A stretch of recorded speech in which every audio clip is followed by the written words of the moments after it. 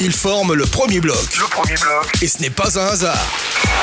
Ils font et défont l'actualité, ils analysent, ils jugent. Ils donnent les vraies réponses. C'est cela, oui. Le premier bloc. Le premier bloc. C'est sur Planète Hockey, la radio. La radio.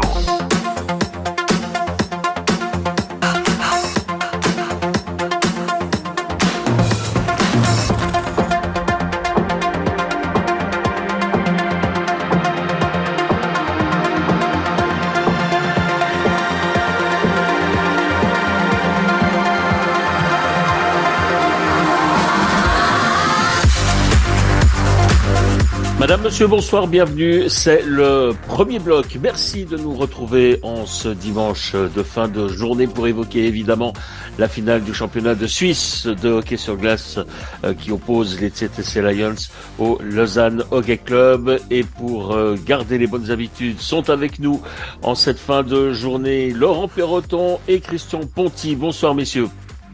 Bonsoir. Bonsoir. Alors j'espère que vous vivez pleinement cette finale, même s'il y a encore d'autres petits événements hockeystiques à côté de cette finale, mais c'est vrai que le focus il est sur ce duel entre Lausanne et Zurich. Messieurs, c'est la 108e émission, on va commencer par la tradition.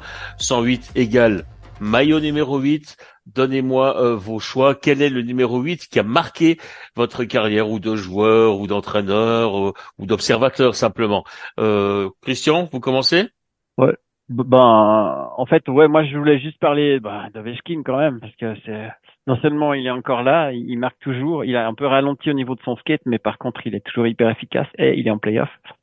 Donc voilà, je pense qu'au niveau du hockey russe, c'est quand même la dernière grande star qui est encore à NHL et puis qui arrive en fin de cartouche, mais qui est franchement toujours performant. Et puis autrement, je laisse Laurent, mais j'en ai un autre Suisse, mais je pense que Laurent, je te laisse. Alors on y va avec Laurent. Moi j'étais parti sur Ovechkin aussi, mais cette année dans le championnat, il y en a De Vos à Ajoie, Farny à Berne, Gredig le jeune qui a été blessé durant la quart finale, qui est très bon, mais qui est en devenir. Marc Marchand qui fait son petit bonhomme de chemin et qui joue pas mal avec l'équipe de Suisse quand il est appelé.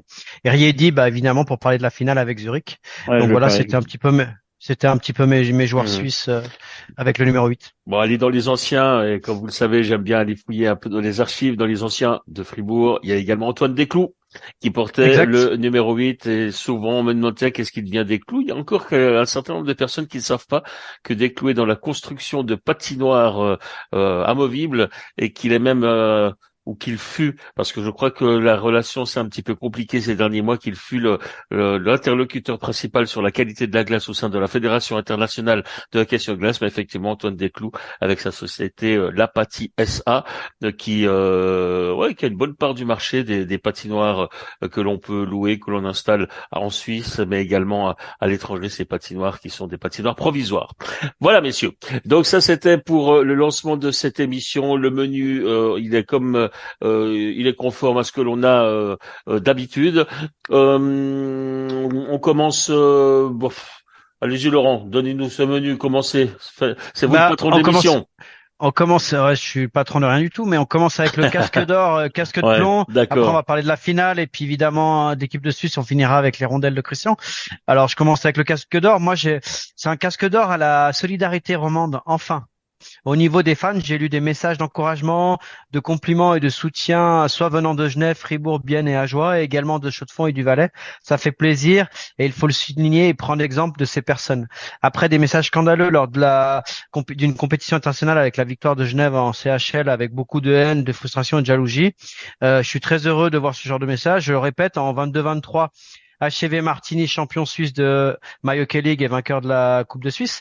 En 22-23 et 23-24, Chaux-de-Fonds, double champion suisse en Swiss League. En 22-23, Genève, champion suisse de National League, et 23-24, champion d'Europe. On espère le couronnement du LHC en National League, et comme dirait un certain CP, vive le hockey roman. Allez-y CP, c'est à vous. Alors, alors moi, mon casque d'or, je le donne à un Morgien. C'est Yannick Weber. Et puis, en parenthèse, Morges, c'est vraiment une usine à champions, parce que je rappelle quand même que Yann Sommer est aussi né à Morges. D'ailleurs, je me suis posé la question pour les peut-être contrôler où Federer est né, c'est vraiment bizarre, il y a un nid enfin bref. Bon, là, je plaisante évidemment, mais quel playoff il fait? À Montréal, on l'utilisait quasiment que pour son shoot sur les power play, puis son shoot de droitier en one-timer. On comprend mieux pourquoi. Hein. Il a un taquet mais incroyable. En plus, dans le temps, passé pas si lointain, il était souvent en difficulté sur les débordements quand il y avait des pivots à faire et autres. Et là, il est juste impérial. C'est le général à la ligne bleue. Et puis, pour moi, hier soir, c'était le MVP du match. Et puis, pour celui dont on rappelle qu'il est le beau-frère de Carey Price. Ah ouais. Bien, merci Christian Ponty. Moi, mon casque d'or, c'est un petit clin d'œil à Laurent Perroton en fait, mais casque d'or à l'équipe de France de hockey sur glace, qui a eu la décence de nous laisser gagner 2 fois. Ça, c'est pour vous faire plaisir, Laurent. Non, mais je vous dis ça parce que il y a un commentaire que j'ai pas trop apprécié, un article, et pourtant j'ai pas trop l'habitude de me montrer critique vis-à-vis des collègues, mais Klaus Zaug, que j'apprécie énormément, a mis une certaine pression quand même d'emblée sur Patrick Fischer en disant que si l'équipe de Suisse ne faisait pas 3 victoires sur 4 lors de ces deux matchs contre la France et contre la Lettonie la semaine prochaine, eh bien il faudrait sérieusement se poser des questions sur l'avenir de Patrick Fischer à la tête de la sélection, même avant le début du championnat du monde. Ça me gêne. Je veux dire, c'était le Klaus Zaug du Blick de la mauvaise époque. Dans le temps. Hein. Voilà, absolument. C'est tenter d'amorcer une polémique qui n'a pas lieu d'être, même si l'équipe de Suisse devait se retrouver battue lors de ces 4 matchs, ce qui n'est déjà pas le cas puisqu'elle a battu 2 fois l'équipe de France. Eh bien, jamais il y aurait eu de toute façon un changement d'entraîneur avant le mondial. Ce n'est pas du tout les intentions de la fédération. C'est pas dans les habitudes et ça se ferait de toute façon après le mondial. Donc c'est pour ça, c'est un petit peu ironique, bien sûr. Moi, je donne mon casque d'or à l'équipe de France qui nous a empêché d'entamer cette fameuse polémique d'avant championnat du monde qui aurait pu être dommageable pour l'équipe de Suisse. Voilà, je sais pas si vous avez un avis là-dessus, messieurs. Non, mais en fait, je crois qu'il va même plus loin. Il dit je sais même pas qu'il faut se poser la question. Il disait qu'il faut limoger. C'est ça. Alors c'est du Klaus Zaug. Hein. Ouais, on est d'accord. C'est pour ça que je n'ai pas attribué le casque de plomb, mais que je préfère attribuer le casque d'or à l'équipe de France. Ouais, tout à fait. Non, alors, mais bien sûr. Moi, je vais rebondir là-dessus. Je vais rebondir là-dessus. Le casque de plomb, moi, je l'ai mis à l'équipe de Suisse et à certains joueurs sélectionnés. Et je parle pas du staff, je parle aux joueurs sélectionnés à l'heure actuelle. 2 victoires ce week-end contre la France à Bâle en back-to-back. Équipe de France quand même a rappelé sans Stéphane Dacosta, Pierre-Edouard Bellemare, Alexandre Texier, Charles Bertrand, Tim Boson, Pierre Crignon qui est un gros défenseur qui joue sur le top 6 et surtout Quentin Papillon, le gardien qui a été phénoménal cette année avec Bordeaux dans les buts. Donc ça fait beaucoup, ça fait quand même 6 joueurs et le gardien qui sont sur les deux premiers blocs. Même si du côté des Suisses, il y avait énormément d'absents, mais on peut pas comparer les 2 pays. Alors, le premier point, aujourd'hui et demain aurait été plus judicieux dans le choix des dates entre l'acte 3 et 4 de la finale, et non vendredi, après un acte 2 qui a fini tard, et puis samedi juste avant l'acte 2 samedi juste avant l'acte 3. Donc ça, c'était pour les gens lambda qui regardent l'équipe de Suisse, ils ont préféré regarder la finale et ça c'est dommage. Deuxième point, la suffisance sur la fin de match vendredi gagné 2-0 contre la France après 13 défaites d'affilée et une seule victoire en une année.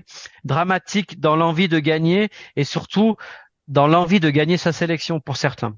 Troisième point, l'entame du match avec une succession d'erreurs individuelles qui conduisent l'équipe de Suisse à être menée jusqu'à la 31e minute et finalement l'emporter 3-2 en OT avec 40 shoots cadrés contre 11. Seulement contre la team France. Idem pour le match de vendredi, beaucoup de perdants pour une sélection pour les championnats du monde. Quatrième point, entre les joueurs NHL, les finalistes, et on en parlera après, et peut-être 2 fribourgeois, le sélectionneur doit trouver une cohésion des joueurs de rôle, des leaders, des buteurs, et un gardien numéro 1 qui te fait gagner des matchs. Donc là, moi j'ai regardé les matchs, il y a beaucoup d'erreurs techniques, beaucoup de mauvais choix, et là c'est pas un problème de système, un problème de cohésion, c'est un problème de niveau et d'envie de faire partie du championnat du monde, et on reviendra après sur tous les absents, finalement, et là on pourra vraiment juger l'équipe de Suisse. Vous verrez que ça peut changer vraiment beaucoup de choses. Ensuite, on parlera aussi du calendrier de l'équipe de Suisse qui a un calendrier très très costaud et je pense qu'on verra où elle en est avant de commencer les championnats du monde. Absolument. Voilà, Ouais. c'était donc le casque de plomb de Laurent Perroton. Vous voulez compléter, Christian? Vous Ouais, nous non, je donnez vais le juste dire vôtre. que voilà, effectivement, on a dit beaucoup que la Suisse jouait cette fameuse dans le top 4 avec les grosses équipes et que c'était compliqué, mais ce qu'on a pu constater, c'est qu'ils ont toujours les mêmes problèmes à la finition. Ça botte la France, on n'a pas marqué beaucoup de goals et ça, faudra Les, vraiment faire quelque les chose. C'est finisseurs sont récurrent, c'est en récurrent. NHL.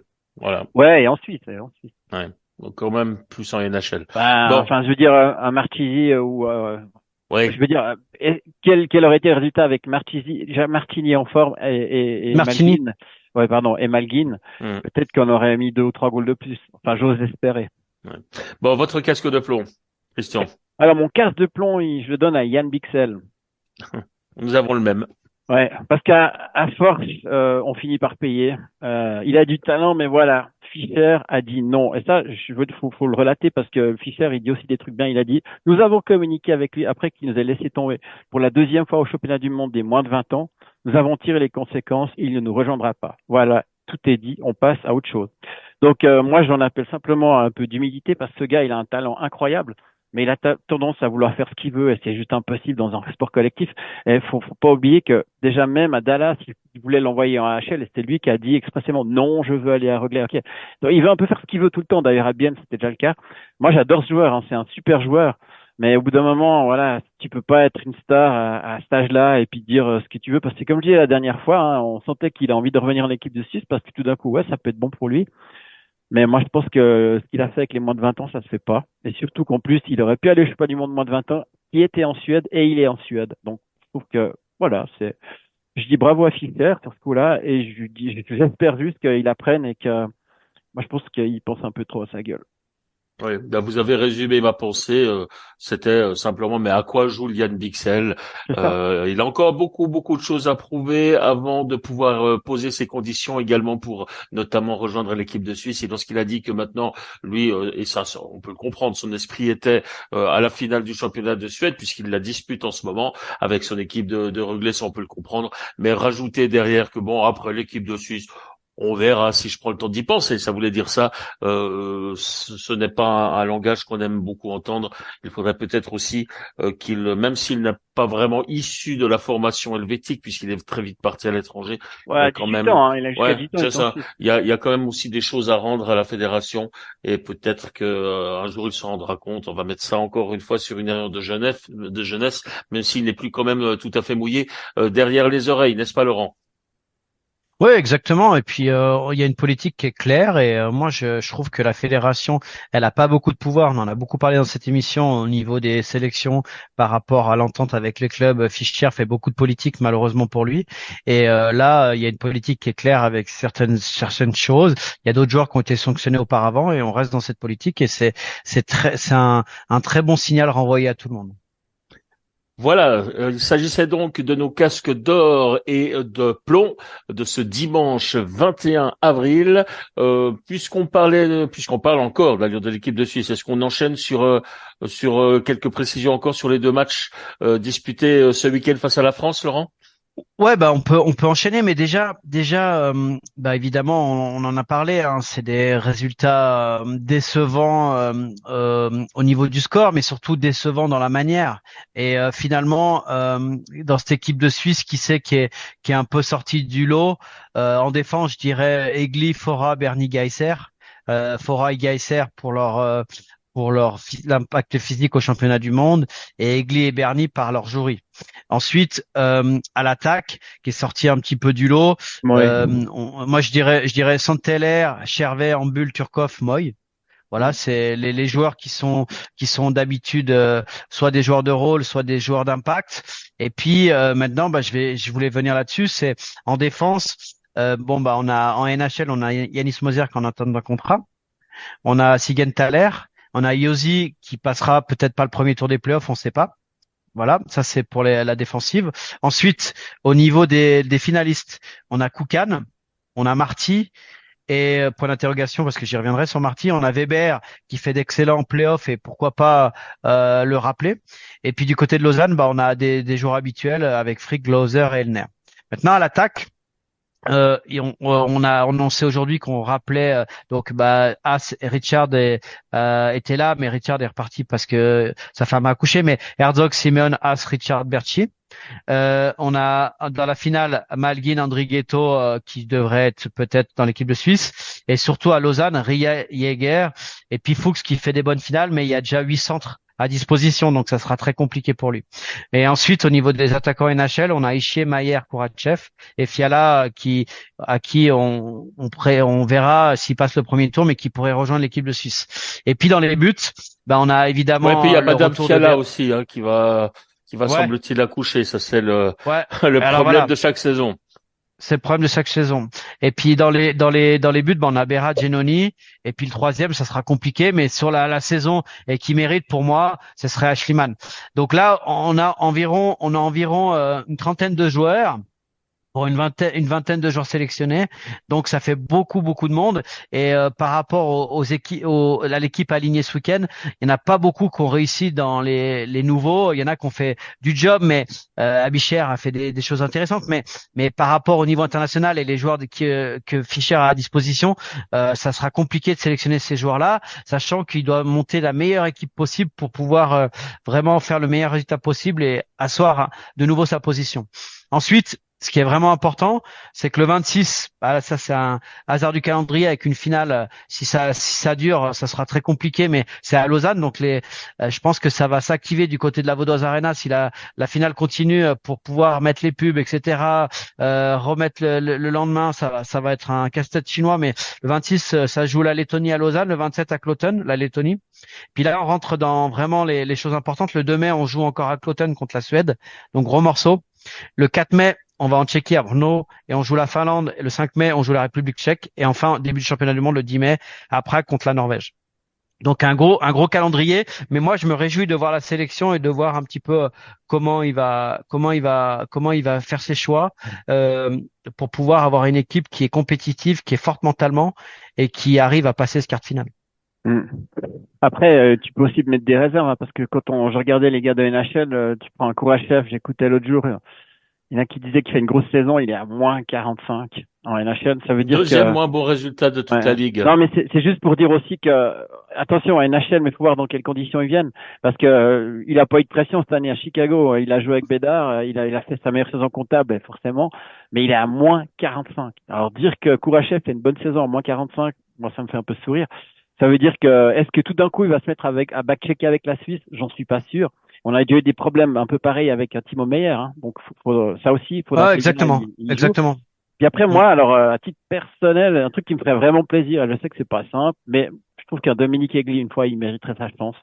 D'ailleurs, Dominique Egli, il a annoncé qu'il partait en Suède pour une raison simple, c'est qu'il a dit qu'il voulait un championnat où il y avait plus de scouts NHL, parce que malgré c'était à 1m74 et à 81 kg, peut-être un peu plus maintenant, j'en sais rien. Il aimerait tenter une fois sa chance en NHL parce qu'il dit que dans le championnat de Suède, il y a beaucoup plus de scouts. Donc, je trouve que c'est déjà aussi, d'un point de vue mentalité, vachement bien. Ça veut dire que tu veux te bouger le cul parce que c'est un gars qui peut aller sans problème dans un autre club en Suisse et gagner plus d'argent, mais il ne le fait pas. Donc, pour ça, moi, je trouve qu'il y a du mérite. Et donc, du coup, voilà, moi, ça me fait un peu penser à un Dominique Egli, à un Fabien Guignard à l'époque qui avait un talent fou, qui était à Cloton, mais bon, c'était en plus à l'époque où le sélectionneur prenait que des Golgoth qui mesuraient 1m85, donc il avait zéro chance. Mais je rappelle quand même qu'un Makar fait 1m80 pour 85 kg, et puis qu'il a été MVP, meilleur défenseur de NHL. Donc les temps changent. J'espère vraiment que Dominique Egli ait une petite chance là au milieu. Dominique Egli qui, en parenthèse, aujourd'hui, lors de l'entretien, ou hier plutôt, lors de l'entretien avec un confrère, a confirmé qu'effectivement, il avait signé à Frölunda, donc en Suède, pour 3 ans. C'était une rumeur qui avait été lancée il y a quelques semaines par Klaus Stock, justement. Cette fois-ci, il y a donc confirmation. Avec une clause NHL. Avec une clause NHL, effectivement. Voilà, voilà ce qu'on pouvait dire sur l'équipe de Suisse. Reste maintenant à attendre. Qu'est-ce qu'on doit attendre alors maintenant de ces 2 matchs contre les Lettons? Parce que là, c'est un adversaire qui gêne beaucoup l'équipe de Suisse quand même. Alors, on est un peu dans l'entre-deux. L'équipe de Suisse qui est favorite et qui en général n'aime pas trop avoir ce rôle de favorite. Elle est souvent meilleure face aux grosses nations et là, elle va devoir prendre cette fois-ci vraiment ses responsabilités. Même si encore une fois, le résultat pur en soi, on s'en fiche un petit peu. Ce qui compte, c'est surtout la manière pour l'instant. Moi, j'attends juste qu'elle soit plus orgueilleuse. Simplement. Ouais, un peu d'orgueil, quoi. Je comprends. Il y a des joueurs qui sont là. Et moi, franchement, il faut le dire quand même, hein. Ambul était là, mais n'empêche que c'était pas le moins méritant. Il était à fond. Voilà, quelque part, ces gars-là, ils doivent aussi donner l'exemple. MVP du match. Voilà, c'est ça. Et puis d'ailleurs, je vais préciser un truc aussi. Le premier match contre la France, il n'y avait pas 4 blocs avec la 6. C'est vrai. On peut, non, mais c'est bien de le relever, oui, c'est juste. Contre la Lettonie, c'est une équipe qui a eu des brillants résultats, très organisée, et du coup, avec de la confiance. Donc, ça sera déjà un vrai test, et faudra voir où on en est au niveau de la préparation, parce que ce qui est très compliqué avec l'équipe de Suisse, c'est qu'il y a beaucoup de joueurs d'univers différents, des joueurs qui ont arrêté très tôt dans la saison, d'autres qui reviennent de blessures, d'autres qui vont arriver d'Amérique du Nord, d'autres qui sont encore en compétition avec la finale. Donc c'est pour ça que pour moi vraiment le 4 et 5 mai en Tchéquie contre la Finlande et la République tchèque, c'est là qu'on va déjà avoir les premières incidences et peut déjà voir un petit peu où on en est à mon avis. Bien, merci messieurs, on va refermer cette parenthèse internationale pour évoquer maintenant la finale des playoffs du championnat de Suisse. Donc la situation, elle s'est entre guillemets normalisée au niveau comptable, puisqu'après 3 matchs, c'est le grand favori, le ZSC Lions qui mène face au Lausanne Hockey Club 2-1. Mais j'ai le profond sentiment que ce constat comptable aurait pu être quand même très différent pour pas grand-chose. Exactement, on va y revenir, mais c'est surtout sur la constance des matchs et notamment les 2 matchs à domicile pour le Z où Lausanne a eu 2 périodes de creux. Hier soir, c'était 84 secondes. On va y revenir, mais déjà avant de commencer pour planter le décor, Lausanne Hockey Club, c'est commencé les playoffs le 17 mars. On est le 20 avril. C'est 15 matchs. 15 matchs en un mois. Ça a été 2 fois à Zurich, 3 fois à Davos, et 3 fois à Fribourg. Donc là, déjà, il y a des choses où des fois il faut être un petit peu, patient et puis dans l'analyse brute parce que et indulgent parce qu'on n'y pense pas des fois. Indulgent, mais moi je reste émerveillé et c'est le bon mot par l'intensité que met Lausanne dans ses matchs. Et je parlais de ça en off avec Chris Rivera. J'aurais rêvé d'avoir la possibilité d'avoir toute l'organisation autour du Lausanne Hockey Club, notamment au niveau physique, pour avoir une intensité, parce que j'adore cette intensité de jeu, mais d'avoir la possibilité de le maintenir sur une saison complète et des playoffs. Ça veut dire que il y a un travail en amont au niveau de la préparation physique qui est exceptionnel. Et plusieurs fois, notamment en début de saison, je trouvais que c'était très énergivore. Ils ont beaucoup progressé dans la possession du puck et dans la transition et dans les décisions offensives, ce qui fait que ils perdent pas beaucoup moins d'énergie. Ils perdent beaucoup moins d'énergie. Par contre, il y a aussi eu des retours de blessures. Raffle est vraiment le facteur X, notamment sur l'acte 2, et ça a modifié un petit peu certains line-up. Mais ça, on y reviendra après. Moi, je voulais après Christian et puis Philippe, vous intervenez, mais déjà je voudrais revenir sur l'entame de match. Les 10 premières minutes, c'était très compliqué. Le premier goal, l'Amico, assistance Froden et Lettonen, évidemment, qui a une grosse erreur d'arbitrage. Zender, il veut se protéger parce qu'il est en train de couper sur la ligne bleue et puis Pilot est en marche arrière. Donc, en fait, il se protège, mais il y a faute parce qu'il fait trébucher Pilot. Pilot n'est pas là sur la deuxième vague. Et ça amène à une position en entrée de zone où l'Amico est vraiment serein. Ensuite, le goal égalisateur, c'est Rochette qui met un puck à la cage avec une petite triangulation en Gloser à ses catch à la ligne bleue. En général, Roubaix prend pas ce genre de goal, mais ça touche la canne de Troutman. C'est un goal un peu chanceux. Le deuxième goal de Lausanne, il est... Ouais, c'est ça, c'est un puck honnête et puis un gros travail de séquence. Exactement. Le deuxième goal de Pilot est magnifique, mais pareil. Ouais. On parle de l'arbitrage, je vous ai parlé des plus-minus, mais je vous rappelle la situation. Juice qui est à la relance. Déjà, hier sur le plateau de MySport, on a tapé sur Hollenstein, mais Froden, il est dans le coin, il a le puck, il fait une passe soulevée interceptée en plein centre. Il est frustré, il va à 2 à l'heure changer. Hollenstein doit attendre qu'il arrive au banc pour changer. Il est en catastrophe en repli défensif. Ça ouvre toute la ligne de passe, tout le couloir pour notre ami Kennings. Donc Juice lui donne le puck. Kennings rentre avec. Et là, Kennings en deuxième vague essaye de jouer avec Holdener, qui la touche. Mais il a un joueur sur le paletot, il la touche, il la décale, et puis là il y a Pilot qui arrive sur un changement un peu litigieux avec Gloser, il arrive lancé, et puis il met un pur shoot au-dessus de la cage. Donc là ils ont pas donné l'assist à Holdener, ils l'ont donné à Juice et à Kellins. J'ai regardé plusieurs fois la situation. Soit c'est le Zurichois lorsque Kellins la donne qui la touche. Et là, il n'y a pas d'assist parce que on récupère le puck et puis c'est Juice qui shoot. Soit c'est une triangulation entre Kellins, Holdener et puis à la finalité Pilot. Donc voilà. Ensuite, juste pour prolonger ce que tu dis, Lolo, effectivement, moi j'ai aussi regardé, puis c'est vrai qu'Hollenstein, il en prend pour son grade. Et il le paye très cher parce que derrière, il le bench, c'est fini, il joue plus. Hein. Ouais, donc il a pris la foudre de Crawford. Ça veut dire que Crawford était très énervé. Alors on y reviendra sur le temps de jeu. C'est Froden qui fait une erreur. Et puis il change à 2 à l'heure. Voilà, c'est ça, exactement. Ouais, puis la seule erreur qu'il fait, et puis ça c'est son gros défaut, c'est que il doit faire un stop. Il doit faire un stop et faire son jeu et puis, il fait un grand cercle et puis il pense qu'on va récupérer le puck. Il passe pour un nonchalant, mais il essaie de récupérer le retard de Froden à la base. Ouais, c'est ça, sur le repli, puis après il pense offensif. Après, il y a la période folle. Hein. J'y reviens, mais bon, il y a premier goal de Weber où il y a 84 secondes qui passent entre le premier et enfin le deuxième goal de Zurich avec Weber assiste Weber et puis après le goal avec Malgin assiste Balcers et Weber. Mais c'est surtout sur le deuxième goal. Entre le deuxième goal et le troisième goal, il y a quand même l'Amico qui arrive full speed, qui prend un shoot, Rohrer qui prend le rebond. Ensuite, il y a le breakaway de Froden. Et ensuite, il y a le troisième goal de Malgin. C'est-à-dire qu'en 84 secondes, il y a 4 occasions énormes pour Zurich.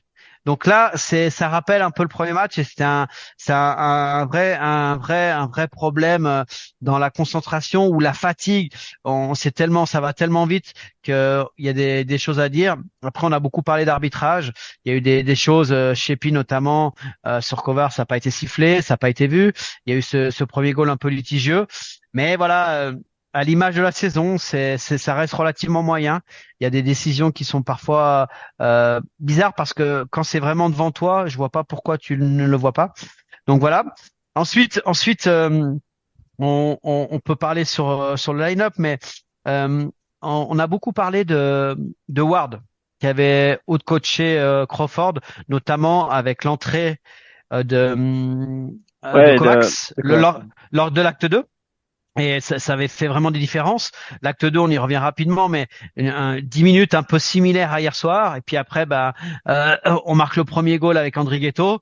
Puis après, c'est le festival. C'est Lausanne qui a enflammé le match comme Zurich l'a fait hier. En fait.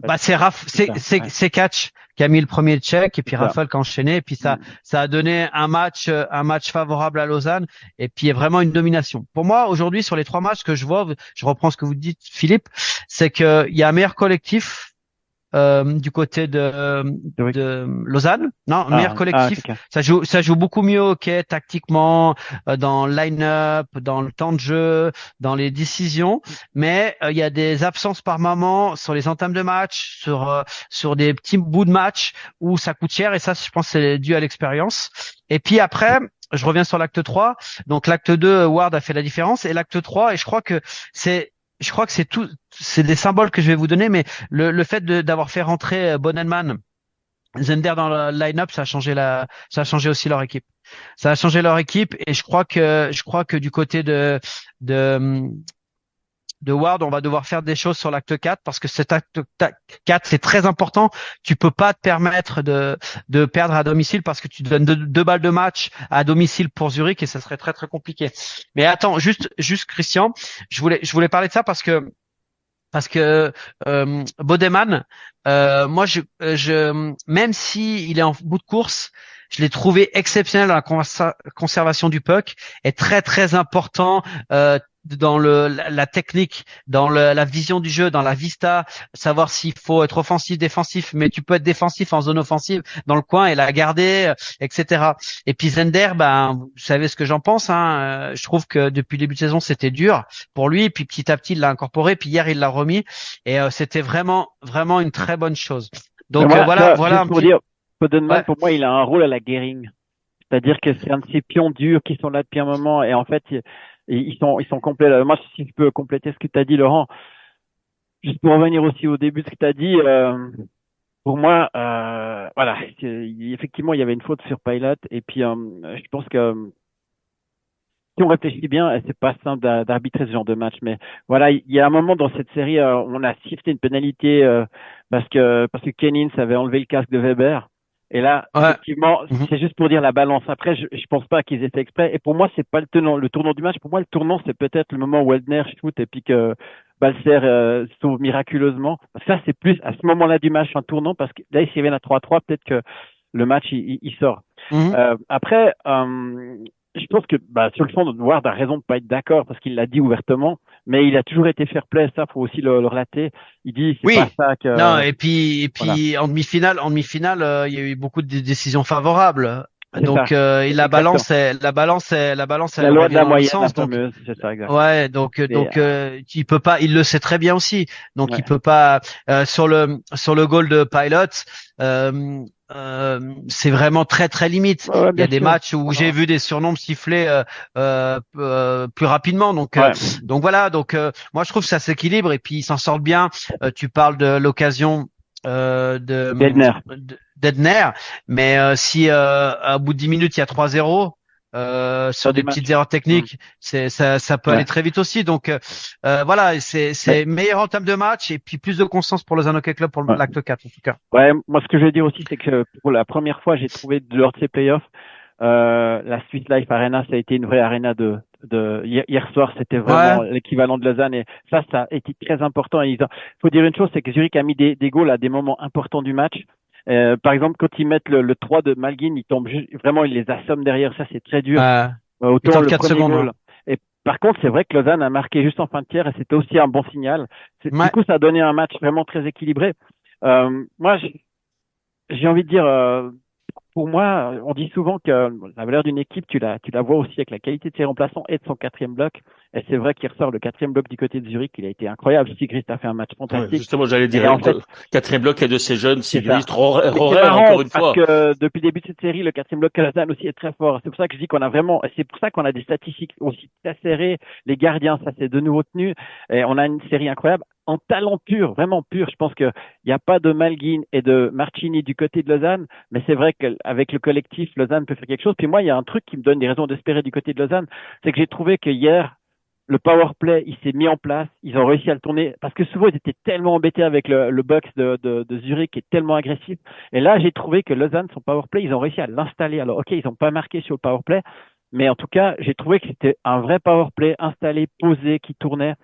Et moi, je dis que, alors effectivement, malheur aux perdants de mardi, hein, parce que c'est clair que si tu perds 3, eh ben, il y a des balles de match qui vont arriver de l'autre côté. Mais moi, je pense qu'il y a il y a de bonnes raisons d'y croire. J'ose espérer que le temps faible, entre guillemets, du deuxième tiers, c'était pas trop dû au fait qu'effectivement, le jeu de Lausanne est quand même plus énergivore. Et puis que finalement, sur quelques actions, coup d'éclat, en tout cas, Zurich arrive à punir Lausanne plus que l'inverse. Même si hier soir, franchement, comme j'ai dit, hein, si le Golden Air il passe, comment le match tourne, on ne sait pas.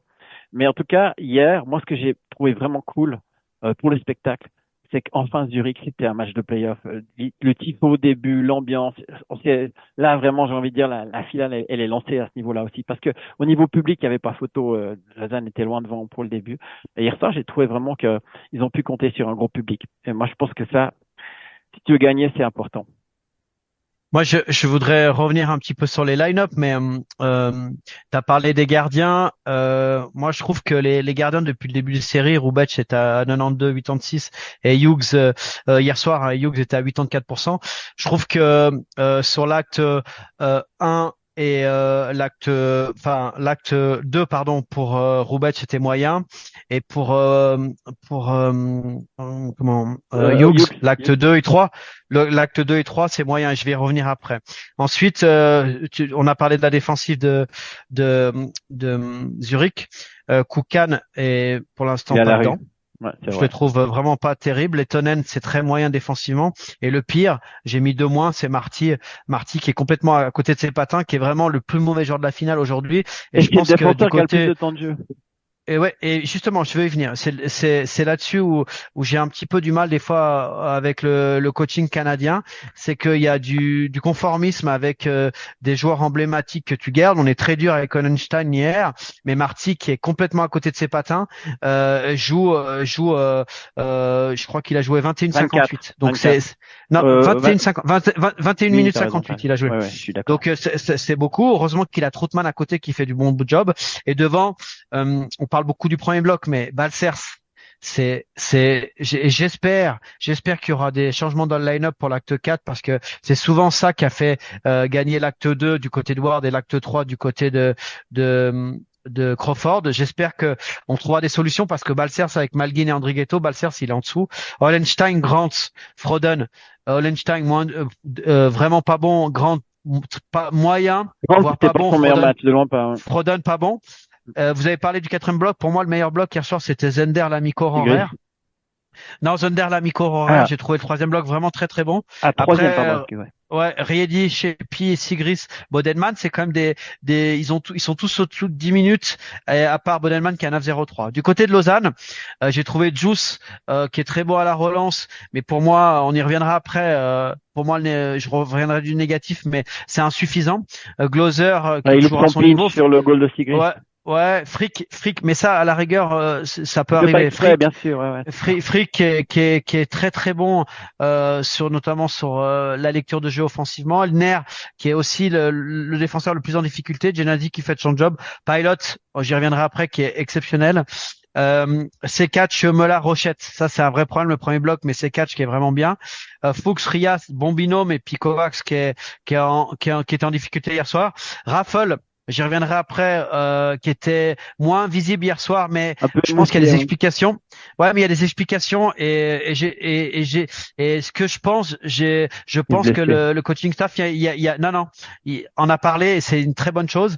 Raffle, qui est pour moi Jaeger pardon, qui est pour moi incroyable. Je le trouve bons engagements, intense, la pénalité qu'il amène, le jeu qu'il fait, c'est exceptionnel. Boson très bon et on n'attendait pas un Boson aussi performant au niveau du scoring. Et puis après le 4e bloc, Kennins, Almon, ça a fait le job. Holdener un peu moins bien. Hier physiquement et peut-être que Pedretti pourra avoir son temps de jeu.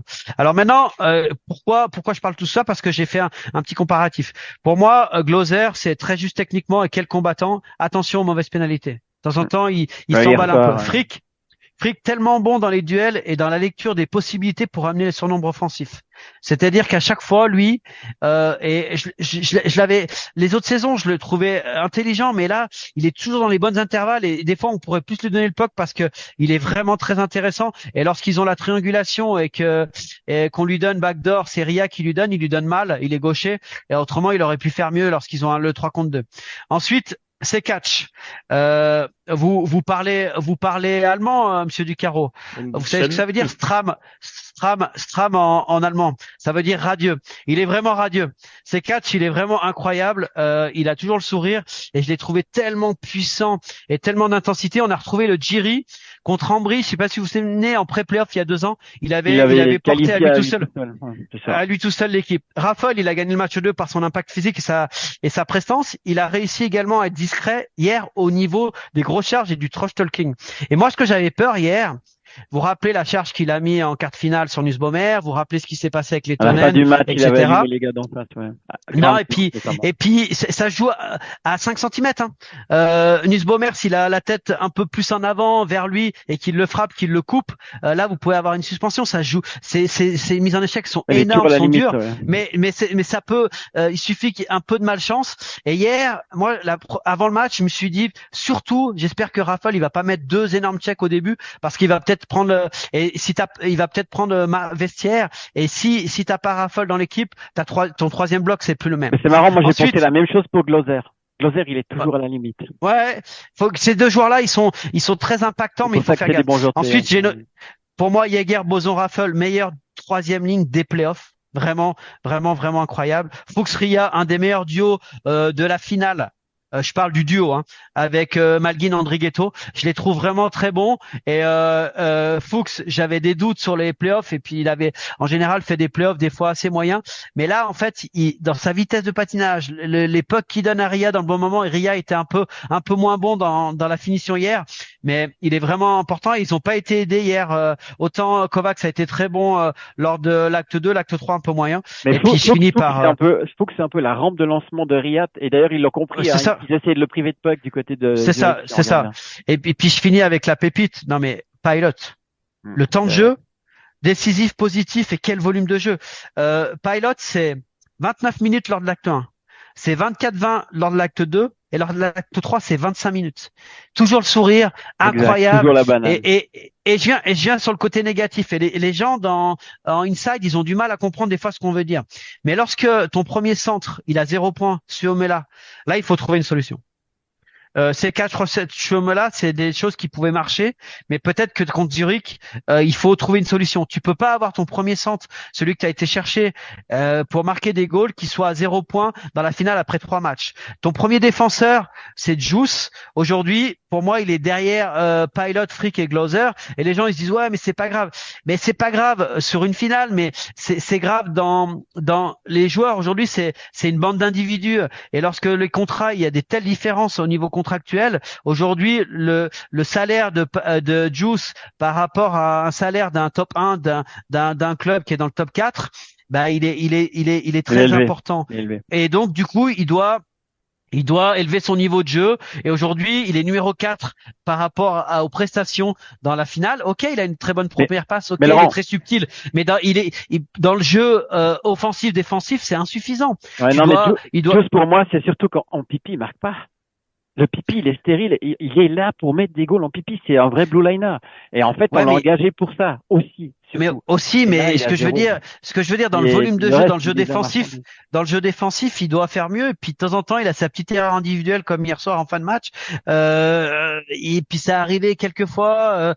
Puis j'avais parlé de ça en début de saison, on était tombé dessus en disant ouais, il est trop dur avec Juice, etc. Mais à Zug, c'est l'une des raisons pourquoi ils étaient pas contents. Donc et après, je viens sur Connor Hughes. J'ai rien contre le bonhomme. Je trouve que il a une très bonne attitude. J'ai vu pas mal d'entraînements cette année. Il travaille énormément aux entraînements, mais je le trouve en difficulté. Pourquoi en difficulté? Parce que j'avais donné une interview avec Chris Geiger sur le quart de finale contre Davos où j'avais dit la qualité de Lausanne au niveau des gardiens, c'est qu'ils ont 2 gardiens qui peuvent s'adapter. Et aujourd'hui, qu'est-ce qui lui pose problème à Hughes? C'est les décalages et la vitesse des décisions des joueurs zurichois. Son style de jeu, gardien un peu panneau, et son manque de lecture de jeu sont évidents pour le moment. Cet adversaire ne lui convient pas. Et si vous regardez un peu les images, et des fois il est tellement agressif, mais il est un peu sur l'arrière de ses patins.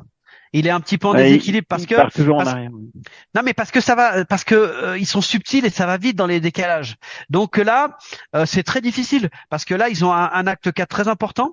L'acte 2, les 10 dernières minutes, je vous rappelle quand même qu'il a lâché tellement de rebonds, il prend un shoot en zone neutre de Weber sur le poteau, on sentait qu'il était vraiment en grande difficulté et donc là, est-ce que c'est de la fatigue mentale? Sans doute.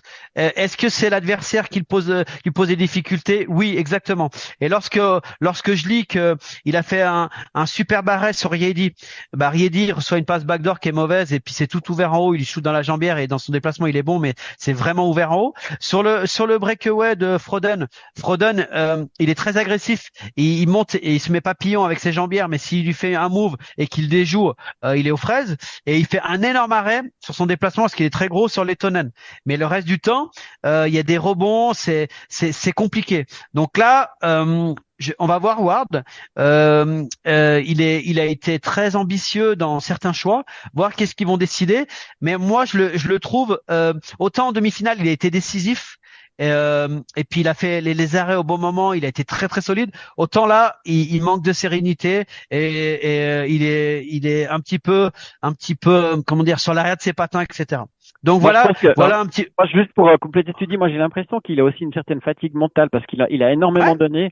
Et moi je pense c'est possible. qu'effectivement sur justement sur la lecture de jeu, puis typiquement quand tu vois les breakaways avec des Malguin Gigato, ça va tellement vite.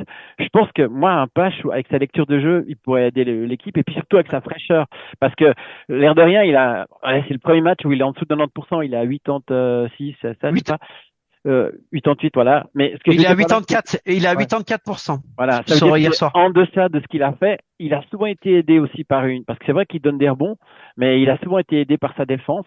Moi, je pense juste que peut-être qu'il y a simplement un peu une fatigue mentale parce c'était des matchs extrêmement exigeants mentalement et peut-être voilà, pour moi, Pache, ça peut être un coup à jouer. Voilà. Le problème, messieurs, si vous me permettez, c'est que on s'est retrouvé aussi un peu dans la même situation quand même après la manche numéro 2 et la logique, une certaine logique, mais qui n'est pas NHL, c'est-à-dire celle appliquée par Jeff Ward, c'est que théoriquement on ne change pas vraiment un gardien pour une série, mais que s'il y avait une certaine logique, c'est au match numéro 3 à l'extérieur. On aurait pu faire jouer Kevin Pache, et comme il aurait pu le faire d'ailleurs au match numéro 1. Et c'est là d'où l'interrogation. J'ai quand même un peu de peine à imaginer que pour un match décisif à la maison, à Lausanne, ils mettent Kevin Pache. Voilà, ça c'est un sentiment personnel. Je suis complètement d'accord. C'est pas simple à choisir, je suis complètement d'accord avec toi, Philippe, et je pense que ça sera très compliqué de faire entrer Pache, puis ça fait un certain temps qu'il a pas joué. Par contre, s'il fait ça, chapeau. Hein. Parce que s'il a le courage, ce serait une révolution.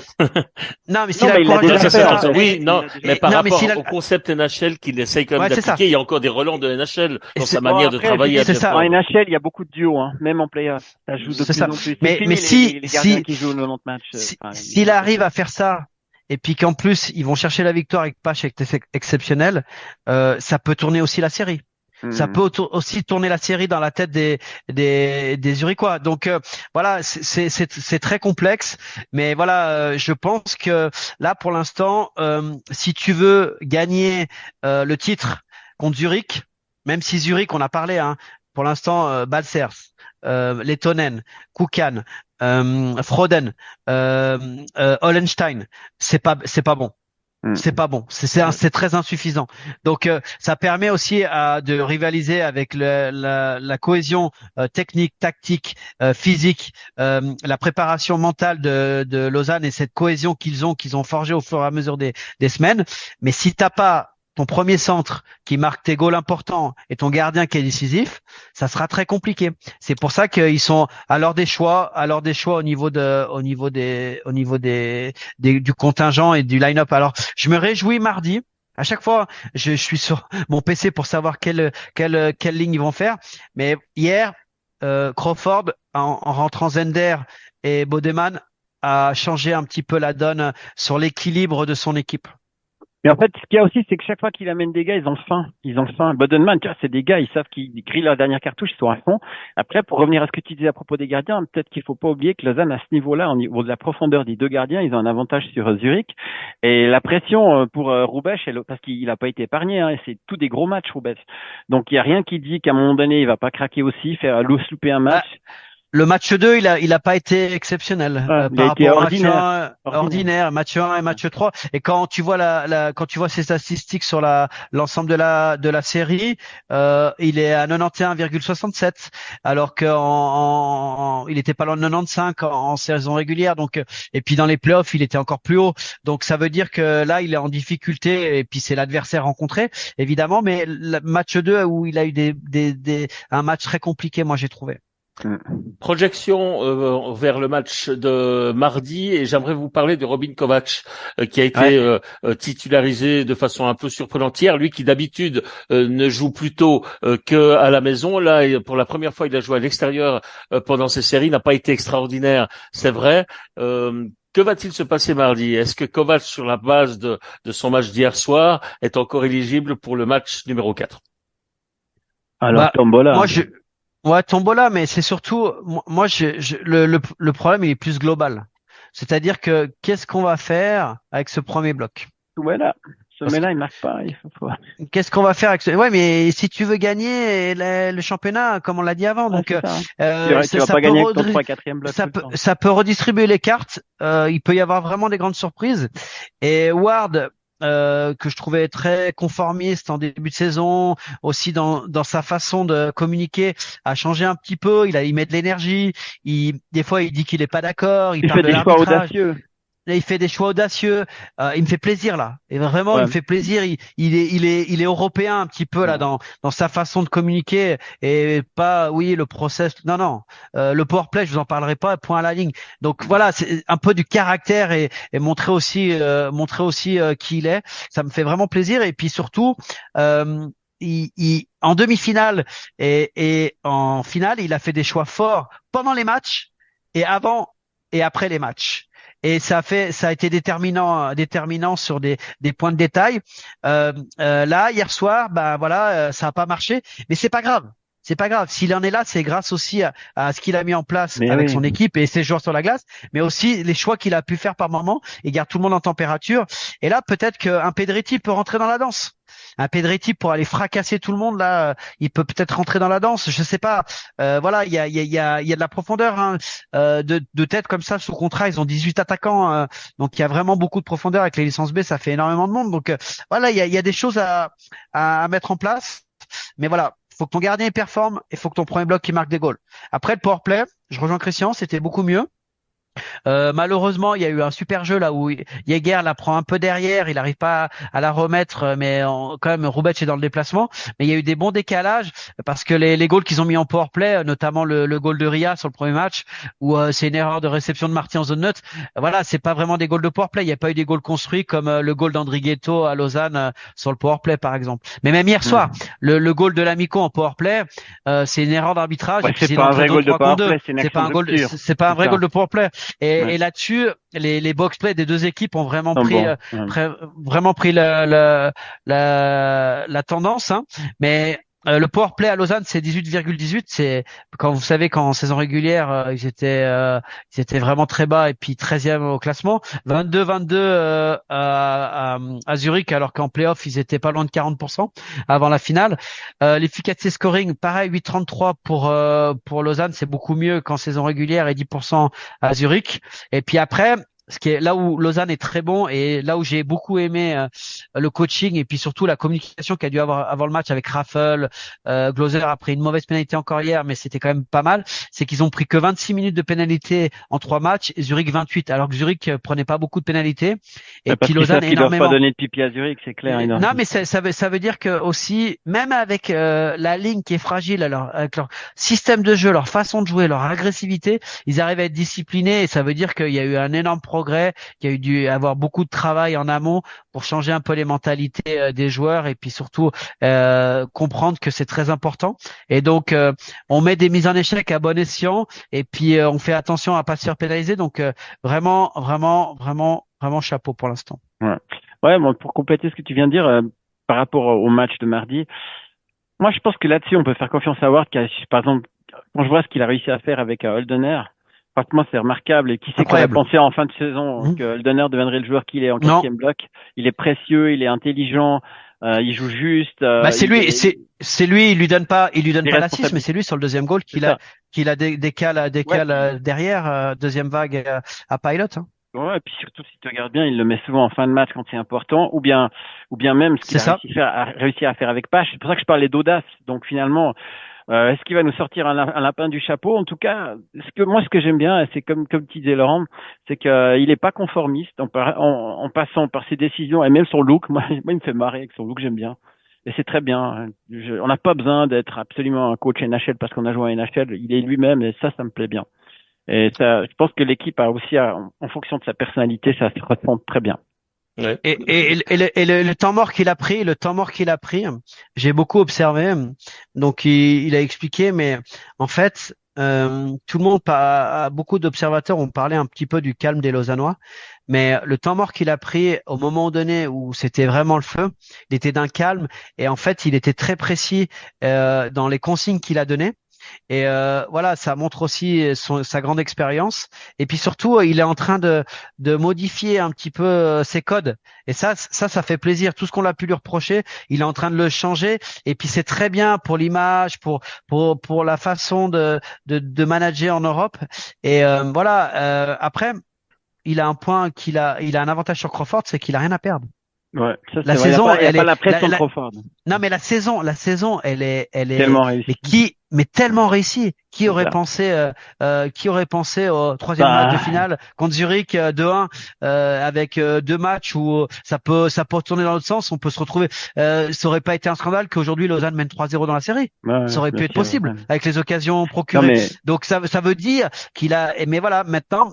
Attention, la pression, elle arrive là parce que t'as 3-1, t'as 2-1. Si tu perds le troisième match avec 2 balles de match à Zurich à aller jouer, compliqué. Donc là, les choix, est-ce que t'es rattrapé par la pression là? On va voir. Ça va être très très intéressant sa façon de gérer l'équipe et le line-up qui va nous préparer pour mardi soir. Moi, écoute, la pression, je l'ai ressentie plutôt contre Davos au premier tour, mais après, oui, la pression, elle était là, très importante. Ouais. Elle était très importante. Ouais, c'est ça. Ouais, en tout cas, dans cette normal. série, ce qui est certain, c'est que la pression, elle est sur l'équipe à domicile depuis le début de cette finale. Bien, messieurs, on s'est bien étendu sur cette manche numéro 3 et sur la future manche numéro 4. Ça sera plateau MySports ou plateau Les Mans Bleus mardi, Laurent? Nous, on fait que les matchs à domicile. On est des joueurs de domicile. Donc ça sera Les Mans Bleus avec Chris Rivera. Et puis donc du coup, c'est le match 4. Le match 5, ça sera sur MySport. Et si éventuel 6 et 7, ça sera sur Les Mans Bleus. Ben voilà, comme ça, tout est dit. Encore une précision à apporter au niveau suisse ou on part sur les rondelles? Alors allons-y avec les rondelles de Christian Ponty. Les rondelles. Alors les rondelles, moi, je vais mettre une rondelle qui va faire plaisir à Philippe Ducarreau. Ça concerne le nouveau record d'affluence pour un match de hockey féminin entre Montréal et Toronto. Donc ils ont joué devant 21 105 spectateurs au Centre Bell. Incroyable. Et il y a eu une victoire. Mais franchement, j'ai vu les images, ils sont hystériques les gens. Hein. C'est un truc de fou, hein, vraiment. Et donc Toronto a gagné en prolongation après 13 secondes 3-2. Mais voilà, c'était franchement magnifique. Mais bon, ils ont fait un match de NHL, ça veut dire la même entrée des joueuses, tout était identique. Et 21 105, pardon, je pense que c'est un beau succès pour le hockey féminin et c'est bon pour la suite. Je pense que c'est pour ça que j'ai dit que ça allait faire plaisir à Ducarreau. Je vous rappelle que pour la finale du championnat de Suisse, il y avait pratiquement 5000 spectateurs également à la Postfinance Arena. Hein. Donc c'est vrai que pour les matchs 1900 parce que 5000, il me semble que ça fait pas deux. Non, il y a eu beaucoup de monde. Ou alors peut-être que j'ai peut-être que j'ai rêvé. Non, il y a eu plus que ça. Vous confondez avec le football féminin. C'est ça. Hein, c'est possible. Mais toujours est-il que pour les matchs qui valent la peine, les gens commencent gentiment à se mobiliser et ça c'est bien. Cela dit, le hockey féminin est encore beaucoup plus dans la culture nord-américaine évidemment que dans la culture européenne, parce que même dans les grands championnats européens féminins comme la Suède ou autres, il n'y a pas énormément de spectateurs ou de spectatrices non plus malheureusement. Et surtout, en fait, ce qu'il faut dire aussi, c'est que c'est la première année de cette nouvelle ligue professionnelle féminine. Ouais. Donc pour ceux qui en doutaient encore, le hockey au Canada, ça reste une religion, encore plus à Montréal. Et Montréal-Toronto, 21 105. C'était Ça fait rêver les supporters du défunt Arizona. C'est ça. Alors justement, parlons-en. J'étais certain que vous alliez en parler. Je vous ai tendu la perche. Non, mais en fait, moi, je vais parler indirectement des Coyotes, effectivement. Donc, je sais pas si vous connaissez un peu Shane Doan. C'était en fait l'ancien capitaine. Donc, faut savoir un truc, c'est que le gars, il a quand même fait toute sa carrière dans le même club au Phoenix, Arizona, de 95 à 2017. Il a joué 1540 matchs pour 402 goals et 570 assists. Il a la retraite NHL à mon avis. Je pense, ouais.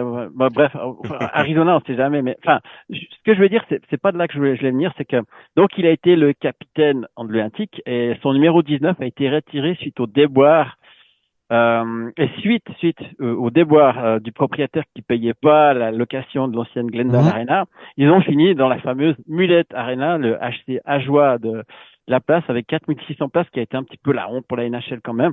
Et puis surtout, c'est là qu'on a pu se rendre compte que le big boss de la NHL, il voulait vraiment garder Phoenix Coyotes parce que pour accepter une patinoire de 4600 places, voilà, bref. Donc, la direction de Glendale, qui en avait marre de pas être payé, donc ils ont fini dans cette Mullet Arena et à un moment donné, parce qu'il y avait toujours d'autres spectacles, il y avait le numéro 19 qui a été retiré, donc la bannière de Shane Doan qui était suspendue, donc ils l'ont descendu, ils ont téléphoné au propriétaire en disant voilà, on a cette bannière, faut venir la chercher. Ils ont jamais répondu. Et figurez-vous qu'il y a un gars en faisant les poubelles, il a trouvé la bannière. Mais donc, non. ils ont foutu la bannière à la poubelle. Mais c'est pas de la faute des gens de Glendale. Donc, qu'est-ce qu'il a fait? Le gars qui était un fan inconditionnel, il a récupéré la bannière. Et lors du dernier match qui a eu lieu à la Mullet Arena, il est arrivé dans l'arena et il est allé voir Shane Doan et lui a remis sa bannière. Mais c'est pas très clair. Incroyable. Non. Franchement, et le gars, en fait, il explique ça. Il y a une vidéo qui est magnifique. Il dit, écoute, je me promenais, je passais tout près, il y avait les déchets, quoi. Et puis, il voit ce truc, il voit Dohan, il dit, mais c'est quoi? Et donc, le gars, il l'a ramassé, il l'a tout nettoyé, plié, machin, et il lui a remis, il y a une super belle vidéo où on voit Shane Dohan qui se prend la gueule et puis qui dit, merci, c'est vraiment sympa, mais pas très classe quand même, la part du boss de l'ex-boss, parce que maintenant, c'est officiel, ils sont en utah, hein. Et donc, Dohan a mis la bannière dans la chambre à coucher. Alors, je sais pas, mais en tout cas, vu la taille de la... tu savais pas ça? Les rondelles n'étaient pas au courant de ça. Vu la taille de la bannière, il peut faire un couvre-lit sans problème, elle est immense. Hein. Mais c'est juste pour dire que voilà, super cérémonie, machin, et derrière, paf, ils ont même pas répondu, et pour finir, ils savaient pas quoi faire, ils l'ont jeté. Il y a un gars qui l'a récupéré, c'est une belle histoire. Si vous me permettez, juste pour dire encore 2 mots sur Arizona, visiblement, ça gêne quand même effectivement beaucoup que la franchise disparaisse. D'ailleurs, il a promis que dans les 5 ans, il y aurait 5 ans, il lui gardait une place. Voilà, il lui gardait une place. Mais la question alors qu'on se pose, ça veut dire que puisque on part dans l'Utah et que l'équipe va jouer à Salt Lake City, est-ce qu'on va avoir droit à une nouvelle expansion à jouer à 33 clubs? Ça, c'est la grande question. Ou est-ce qu'il y a une franchise qui commence à trembler sur ses bases? À ma connaissance, celle qui tremblait, c'était vraiment Coyote, les Phoenix. Après, ce qu'on sait, c'est que d'un point de vue économique, ils parlaient d'aller à 36 et voire même faire une expansion européenne. Et là, Québec dit d'accord. Québec, ils en peuvent plus, quoi. Les pauvres, ils en ont marre des couleuvres. Ouais. Ça serait bien qu'ils les intègrent et puis comme ça, on n'en parle plus, puis on repart avec une belle histoire. Ça serait mérité, quoi. Je veux dire, au niveau hockey, ce serait vraiment. Voilà. Exact. Mais tout ça pour vous dire que là, je vais vous parler quand même du début des playoffs qui ont commencé officiellement hier soir. Donc, dans un premier temps, les Islanders ont perdu contre la Caroline 3-1. Donc, l'équipe à Patrick Roy qui a fait une brillante remontée pour être en playoff. Et surtout, il y avait Boston-Toronto. Donc, alors, je peux aller voir sur RDS, c'est extraordinaire. Donc, le problème de Boston est une équipe très forte depuis des années et Toronto, voilà, c'est un petit peu l'éternel problème en playoff. C'est pas une équipe de playoff. Donc, ils ont été chercher du muscle et ils sont allés chercher Domi, Max Domi, qui est vraiment un goon qui tape comme un. Alors, il y a une image. Donc, avant le coup d'envoi du match, ils sont à l'engagement, ils se mettent 4 slash dans le dos, mais vraiment, je crois qu'ils avaient une hache, ils étaient décapités les deux. Et en fait, il y a l'arbitre qui leur dit, les gars, calmez-vous. Mais il met des slashs, mais monstrueux. Donc, Marchand versus Domi. Après, quand même, une petite statistique intéressante. Toronto a plus gagné en playoff contre Boston depuis 1959. Les 6 dernières séries, ils ont perdu. Donc, c'est genre, Boston, on parle de Toronto, mais c'est vraiment le truc, c'est vraiment des losers. Et puis, ils ont de nouveau une équipe avec des beaux joueurs, mais ils pensent que c'est pas une équipe de playoff. Donc, c'est pour ça que ça a cherché Domi.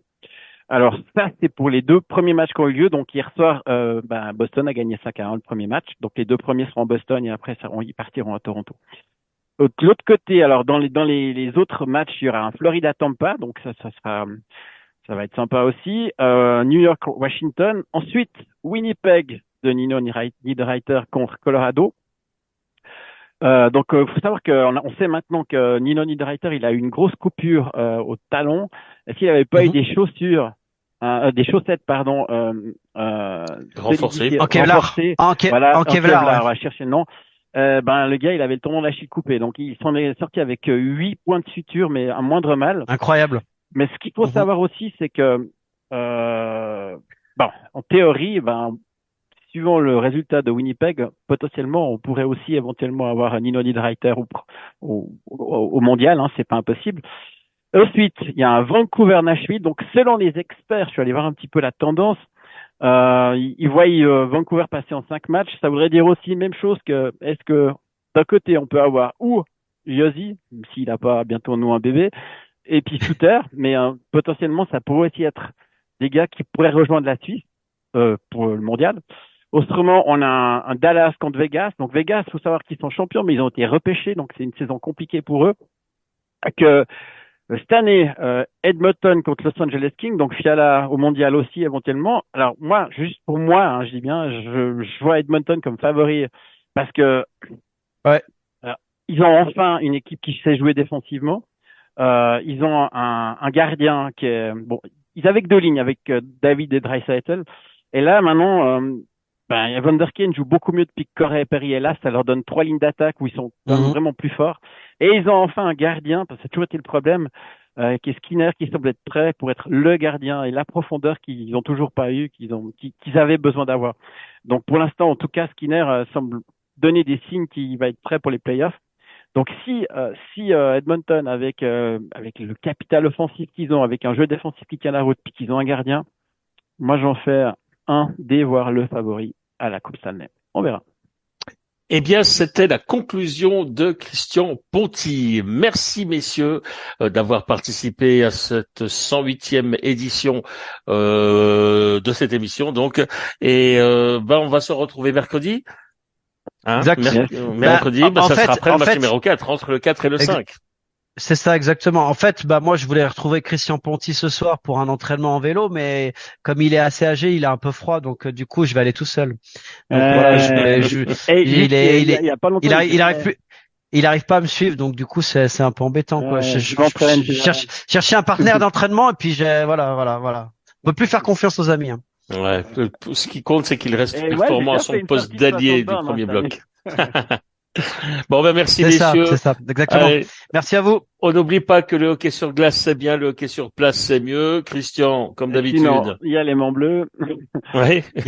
Et puis vive le hockey. Allez, je vous laisse la conclusion. Il faut Roman, on en reste là pour aujourd'hui. Ah oui, non, mais c'est clair. Ouais. On va essayer d'aller creuser un petit peu cette semaine auprès des autres clubs romans qui ne jouent pas en ce moment pour voir un petit peu tout ce qui se prépare pour l'avenir. Tiens, justement, une des nouvelles tombées sur planethockey.com aujourd'hui, c'est Genève qui semble-t-il a raté l'Autrichien Johannes Bischofberger. C'est un Autrichien, mais à licence suisse, et c'est quand même un gars de qualité. C'est un sniper, petite occasion ratée là pour Genève Servette sans doute. Mais ils en pas souvent. Hein. Ouais, c'est vrai. Enfin, on en reparlera. En tout cas, merci à toutes et à tous de nous avoir suivis. On se retrouve bien entendu en diffusion et rediffusion également en radio, ainsi que parfois avec un petit délai de retard, je viens l'admettre, sur notre chaîne YouTube. Excellente fin de journée à toutes et à tous, et puis vibrez encore avec le hockey sur glace. Et la prochaine manche, c'est demain sur le coup de 20h, et ça sera sur mardi. Après-demain. C'est vrai qu'on est déjà après-demain. On est dimanche. On n'a pas l'habitude de faire des émissions le dimanche. En tout cas, on se retrouve mardi et avec Laurent Perroton sur les Monts Bleus, et puis on se retrouve mercredi pour la 109e édition du premier bloc. Bonne fin de journée à toutes et à tous. À bientôt. Bye bye.